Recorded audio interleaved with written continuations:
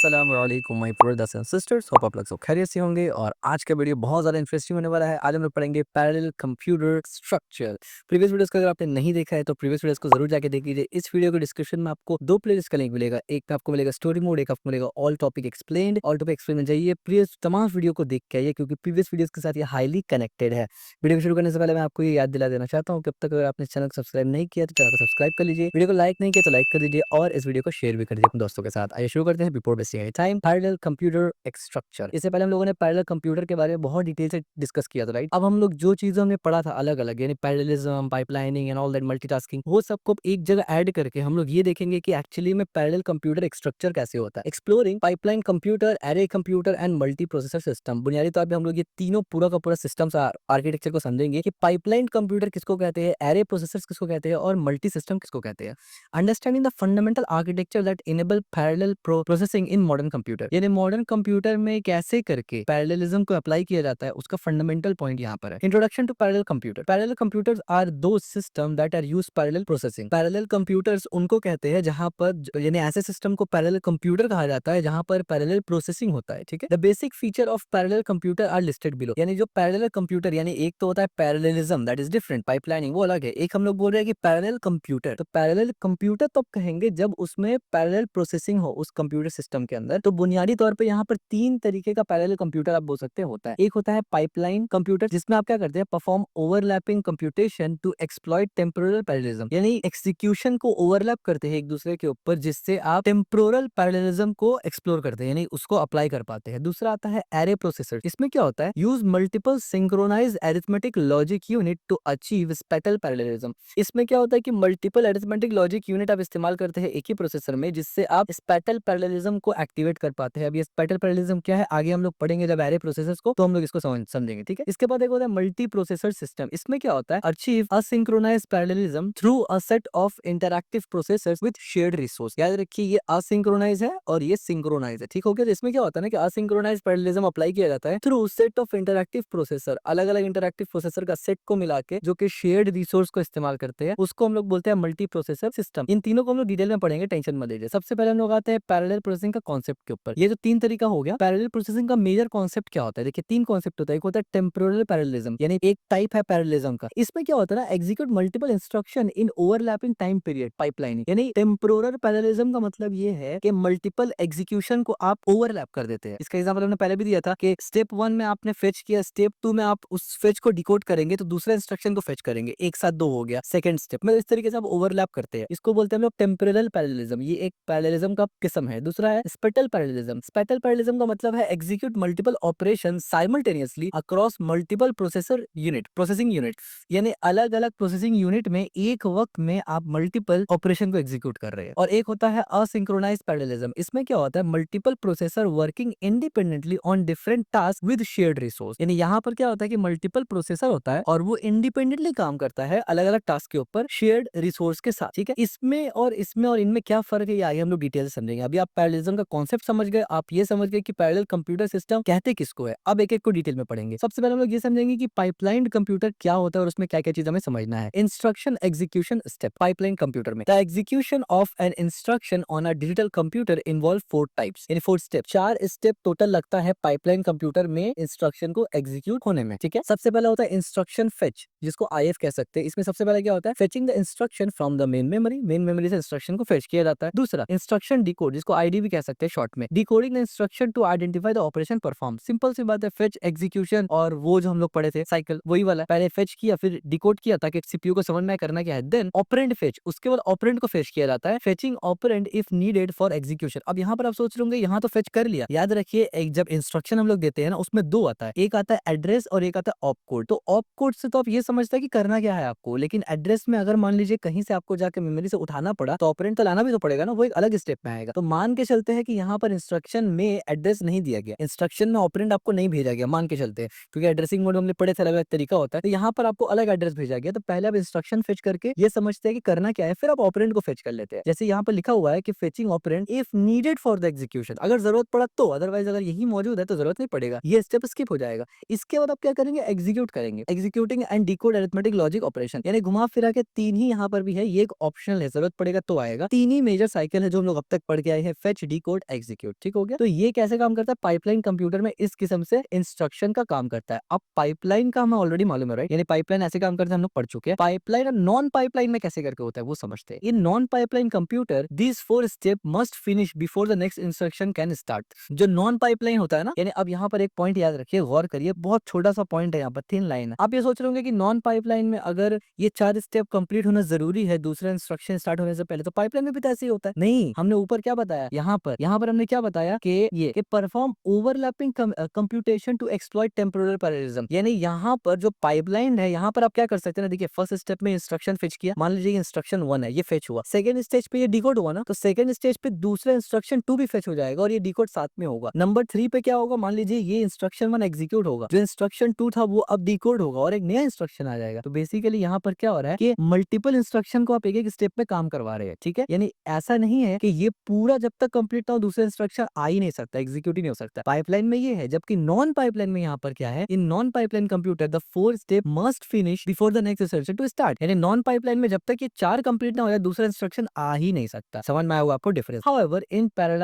पैरालाइन्ड computer successive instructions are execute concurrently in an overlapping manner, जैसे मैंने example दिया। ठीक है, तो पाइपलाइन स्टेज कैसा होता है, फेच होगा, डिकोड होगा, ऑपरेंड को फेच किया जाएगा और एग्जीक्यूट होगा। अच्छा, अब पाइपलाइन साइकिल ऑपरेशन कैसे करके होता है, the instruction cycle is made up of multiple pipeline cycle. Instruction cycle जो है वो मल्टीपल पाइपलाइन साइकिल से बना होगा। A pipeline cycle can be set to the delay of the slowest stage, data flow from stage to stage on each cycle, यानी हर stage से data flow होगा, जैसे यूजुअली आपको समझ में आ रहा है कि हो रहा होगा, इस तरीके से हर स्टेज से डेटा फ्लो होता हुआ जाएगा। Triggered by a common pipeline clock, एक कॉमन पाइपलाइन क्लॉक से वो ट्रिगर किया जाएगा। All the stage operate synchronously under this clock, interface latches between stages hold immediate result. Performance comparison, अब परफॉर्मेंस कंपैरिजन अगर करें तो नॉन पाइपलाइन में क्या होता है, one instruction task 4 pipeline cycle to complete, यानी ये पाइपलाइन साइकिल्स है, यानी पहले यहाँ पर ये काम होगा, उसके बाद ये होगा, फिर ये होगा, फिर ये होगा, ये पाइपलाइन साइकिल है। अब यहाँ पर नॉन पाइपलाइन कंप्यूटर में क्या होगा कि ये चारों होना जरूरी है, तभी जाके दूसरा इंस्ट्रक्शन आएगा, यानी दो इंस्ट्रक्शन को एक साथ आप नहीं चला सकते। लेकिन पाइपलाइन में क्या है, once the pipeline is full output result emerge each cycle. इसके बाद आता है pipelining efficiency, because of the overlap instruction fetch, decode and execution, pipeline are well suited for repeatedly performing the same operation, क्योंकि इसमें overlapping जो है वो suit कर सकता है फेच, डिकोड इंस्ट्रक्शन में, इसीलिए ये रैपिडली परफॉर्म करने में, यानी जो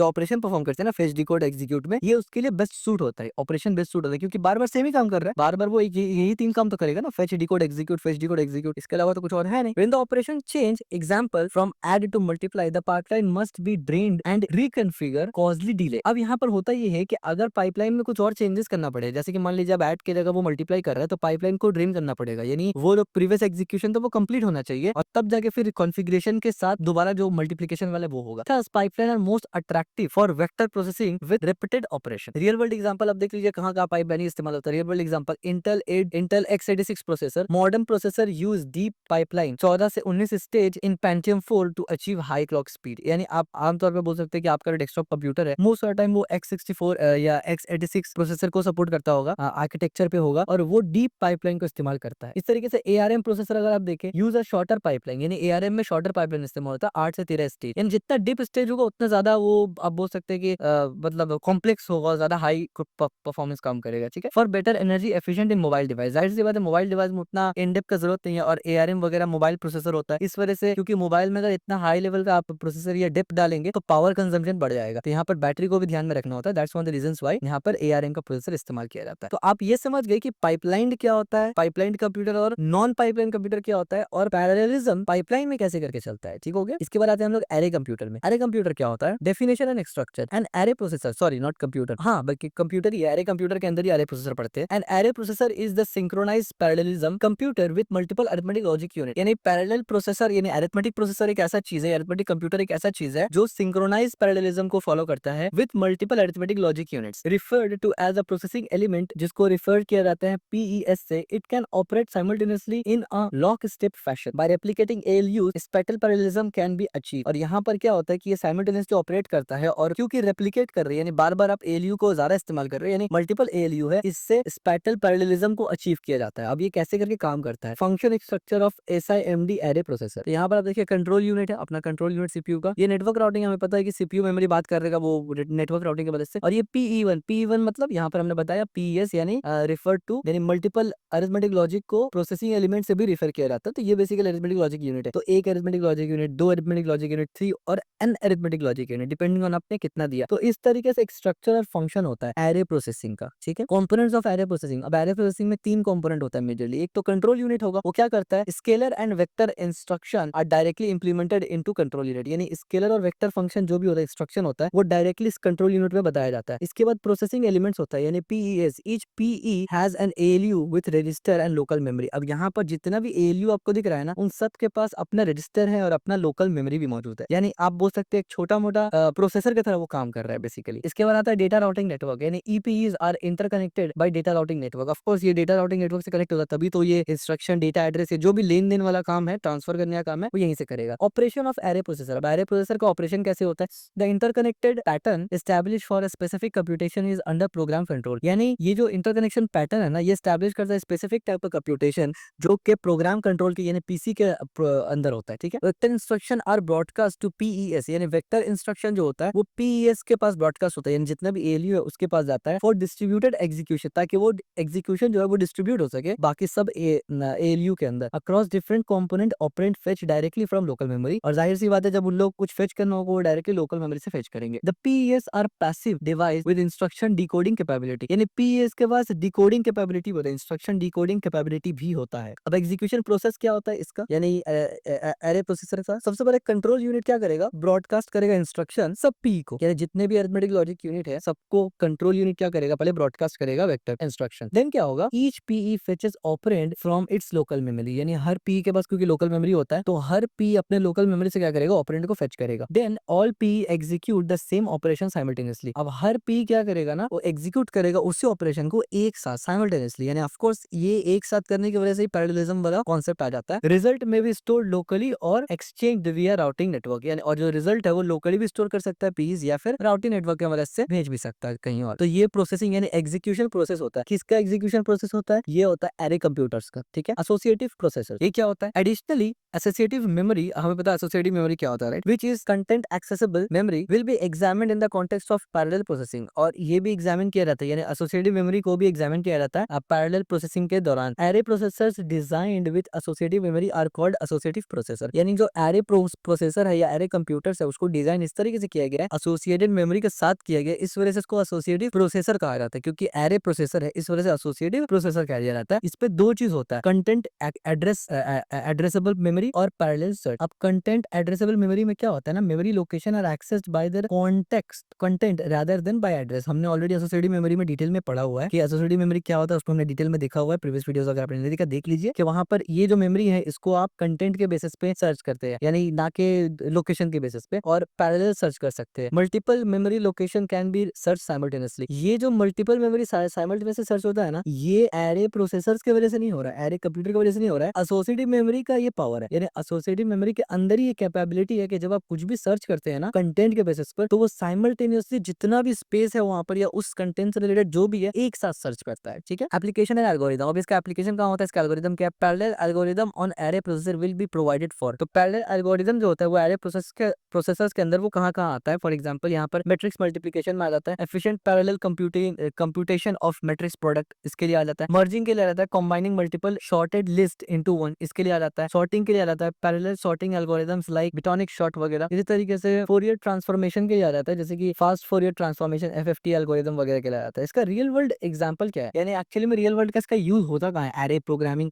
एरे कंप्यूटर या एरे प्रोसेसर्स का। Communication machine, connection machine, a famous massively parallel SIMD computer from the 1980s, या 1980s में एरे कंप्यूटर एक था जिसको आप बोल सकते हैं कि SIMD फॉर्मेट पे चलता था, कनेक्शन मशीन। इसी तरीके से GPU आर्किटेक्चर। अब GPU आर्किटेक्चर में क्या आता है, modern GPUs use SIMD principle for parallel processing. अब GPUs में भी ये कॉन्सेप्ट बहुत ज्यादा इस्तेमाल होता है मॉडर्न GPUs में। ठीक है, इसके बाद सिग्नल प्रोसेसिंग में इस्तेमाल होता है ये, digital signal processors often use array processing technique. अब ये सब चीज आप इस वजह से नहीं जानते क्योंकि ये उतना ज्यादा फेमस नहीं है और नॉर्मल लोग इसको उतना ज्यादा यूज नहीं करते, that's one of the reasons why ये उतना कॉमन नहीं है। ठीक है, बट आपको पता होना चाहिए एज अ डेवलपर या एज अ CSIT स्टूडेंट। ठीक है, इसके बाद आते हैं multi processor system. Multi processor system क्या होता है ये वो समझ लेते हैं, ये इजी आपको समझ में आ जाएगा क्योंकि इससे हम लोग फेमिलियर है ऑलरेडी। गोल और ऑब्जेक्टिव क्या होता है इसका, the goal of researching and developing multi processor system is to enhance throughput readability, flexibility and availability. यानी मल्टी प्रोसेसर सिस्टम बनाने के पीछे मकसद क्या होता है? उसका पीछे मकसद है इनहेंस कर सके थॉटपुट को, रीडेबिलिटी को, फ्लेक्सिबिलिटी को और अवेलेबिलिटी को। अब इनका मतलब तो आपको ऑलरेडी मालूम है, लेकिन अच्छे से समझ लेते हैं। अगर आपको नहीं पता तो समझ में आ जाएगा। थॉटपुट का मतलब क्या होता है? Increase processing capability by utilising multiple processors. यानी आपके पास अगर एक से ज्यादा प्रोसेसर है, यानी कोर है, एक से ज्यादा कोर है, तो सबको प्रॉपर तरीके से इस्तेमाल करो। पर ऐसा चला कि 4 इस्तेमाल हो रहा है, 2 इस्तेमाल ही नहीं हो रहा है, तो प्रॉपर तरीके से सबको इस्तेमाल करना, यूटिलाइज करना, जितना उनका कैपेबिलिटी है उसको बोलते हैं थॉटपुट। ठीक है, इससे क्या होगा? परफॉर्मेंस बढ़ेगा। रिलायबिलिटी का मतलब आपको पता है, system can continue operating even if one processor fail. यानी 6 में से अगर 2 प्रोसेसर फेल हो जाए तो भी सिस्टम प्रॉपर तरीके से काम करे। ऐसा ना हो कि एक फेल हो सिस्टम ही रुक गया। ठीक है, तो इसको बोलते हैं रिलायबिलिटी, रिलायबल है। और इसको फॉल्ट टॉलरेंसी भी बोल देते हैं। ठीक है, फ्लेक्सिबिलिटी क्या होता है? System can be reconfigure for different workload. Right सी बात है, अगर एक काम करने के लिए सिस्टम बना है तो अलग काम करने के लिए अगर सिस्टम को आपको कॉन्फ़िगर किया जाए तो उसमें आपको फिजिकली चिप्स चेंज ना करना पड़े या प्रोग्रामेटिकली पूरा प्रोग्राम रीप्रोग्राम ना करना पड़े। इसको बोलते हैं फ्लेक्सिबिलिटी, यानी दूसरा डिफरेंट काम भी कर सके थोड़ा सा। और एक होता है अवेलेबिलिटी। अवेलेबिलिटी का मतलब क्या है? System resource are accessible when needed, यानी सिस्टम पर जो रिसोर्स है जब जरूरत पड़े उसको एक्सेस भी किया जा सके। ठीक हो गया। अच्छा, इसका बेसिक डिजाइन क्या है? The fundamental multi processor design has 2 और मोर प्रोसेसर विद सिमिलर कैपेबिलिटी। एक से ज्यादा यानी 2 या 2 से ज्यादा प्रोसेसर अगर आपके पास है तो उसको आप बोलेंगे multi processor design capability. All processor have access to the same memory module. हर प्रोसेसर जो है वो सेम मेमोरी मॉड्यूल को एक्सेस करेगा, आईओ का एक्सेस करेगा,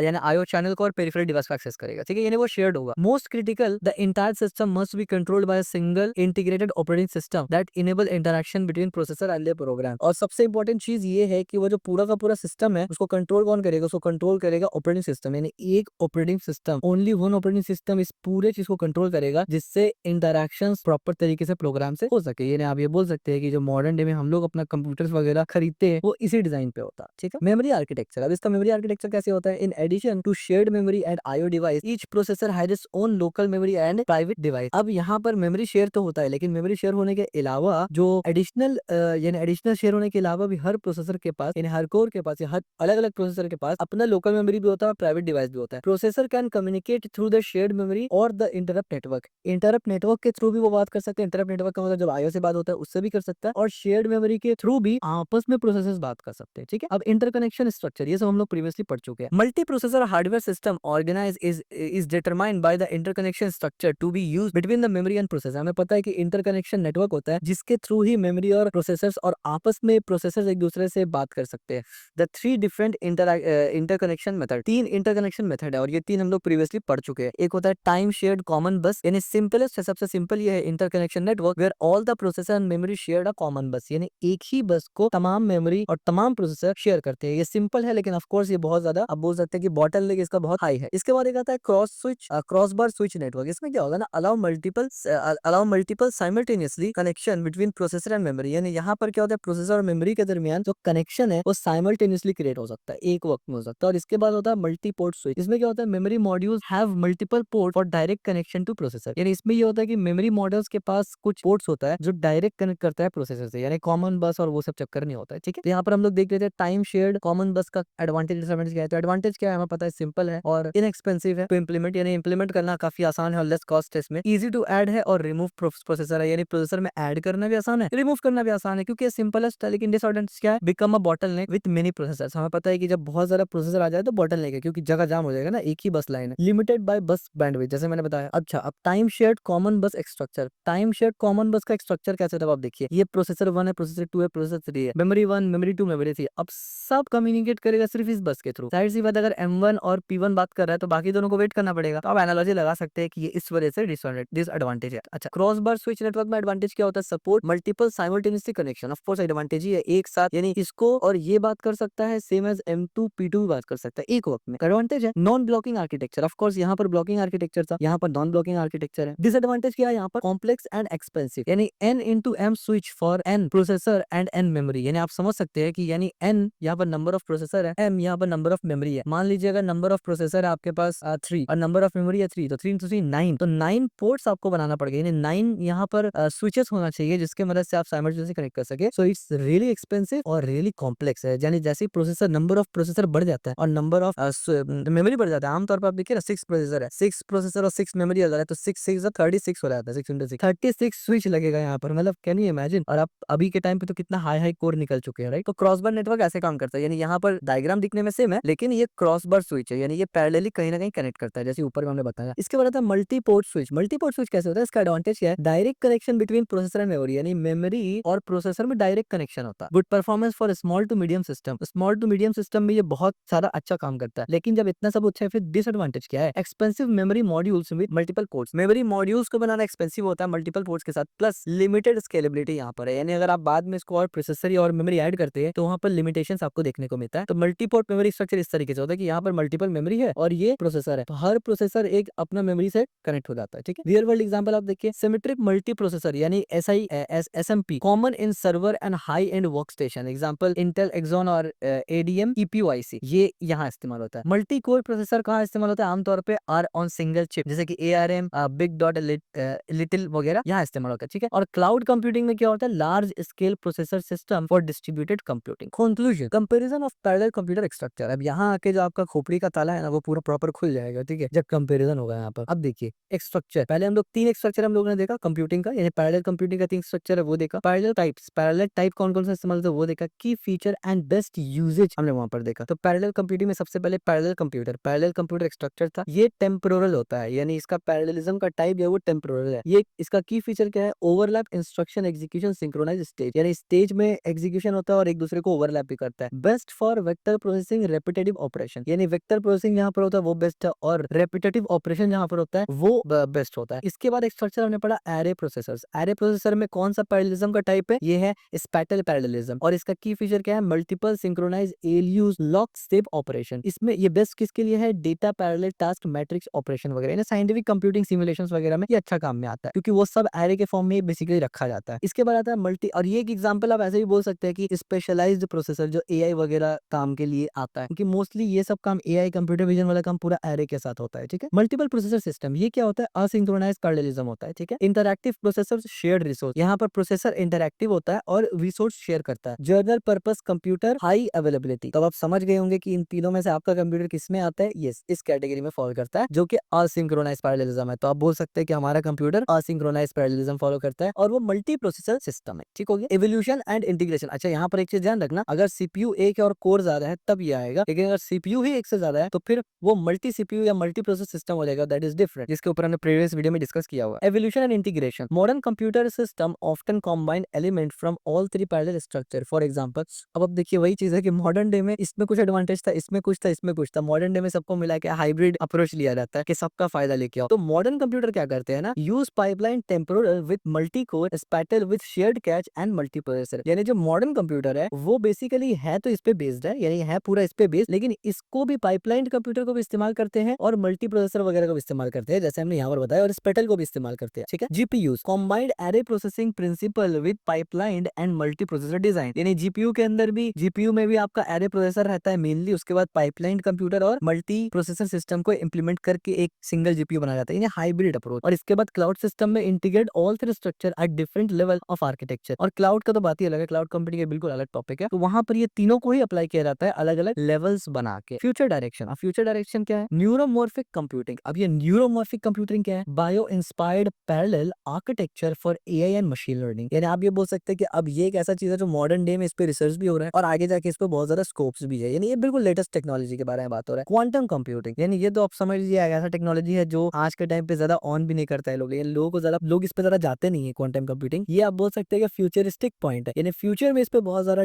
डिस्कस होने वाला है। तो ये सब फ्यूचर टॉपिक्स है, यानी अगर आप मॉडर्न कंप्यूटर वगैरह बनाने के बाद और एडवांस तरह जाना चाहते हैं, आप इस पे कॉन्ट्रीब्यूशन कर सकते हैं, ये पढ़ सकते हैं। Exploring quantum parallelism for exponential speed up, यानी क्वांटम कंप्यूटिंग का तो कॉन्सेप्ट ही एकदम अलग है, वो तो अलग लेवल का पावर है। यानी क्वांटम कंप्यूटिंग पूरा, मतलब जो कंप्यूटर का वर्ल्ड में ये फिफ्थ रेवोल्यूशन आएगा अगर देखा जाए तो। फोर्थ रेवोल्यूशन का बात हमने किया था राइट, जिसमें हमने देखा था कि लास्ट 90s में आया था। क्वांटम कंप्यूटर जब प्रॉपर तरीके से यूज होना स्टार्ट हो जाएगा ना, तो मेरे ख्याल से वो फिफ्थ रेवोल्यूशन होगा कंप्यूटर की दुनिया में। इसका एक एग्जांपल मैं आपको बस दूंगा, ज्यादा डिटेल ले जाऊंगा। गूगल ने एक सर्च किया था, यानी ये किया था, एक रिसर्च किया था जिसको उन्होंने ये बताया था, उसको आपको डिटेल मिल जाएगा, फिर कभी वीडियो में डिस्कस करेंगे। उस पर सिंपल से ये था कि एक कंप्यूटेशन आपको करने में, जो हमारा आज का सुपर कंप्यूटर में जो कंप्यूटेशन करने में आपको टाइम लगेगा तकरीबन 10 साल के अराउंड लगेगा, जो कि क्वांटम कंप्यूटर कुछ मिनट में कर देगा। तो बस अब इतना समझ लीजिए। डिस्ट्रीब्यूटेड सिस्टम क्या होता है? Large scale parallel computing across global network, यानी डिस्ट्रीब्यूटेड सिस्टम ऐसे होता है। की टेक अवे क्या है? पाइपलाइन कंप्यूटर आपको पता है ये कैसे काम करता है, एरे प्रोसेसर आपको पता है ये कैसे काम करता है, मल्टी सिस्टम कैसे काम करता है आपको पता है, explored asynchronize final thought put understanding this three fundamental parallel computer structure essential for designing and implementing efficient computer system. Each structure has its own strength and suit for different types of application. हमें already पता होता है, हर चीज अपना best को suit करता है, यानी वेरी करता है सब्जेक्टिव है। The further computer lies in a hybrid approach that combine the best future of all three structure their meet ever increasing for the parallel computing powers. So this is all about parallel computing structure. इसमें हमने 3 structure को देखा। तो I hope video आपको समझ में आया होगा और पसंद आया होगा, तो इस वीडियो को लाइक जरूर करना, अगर पसंद आया है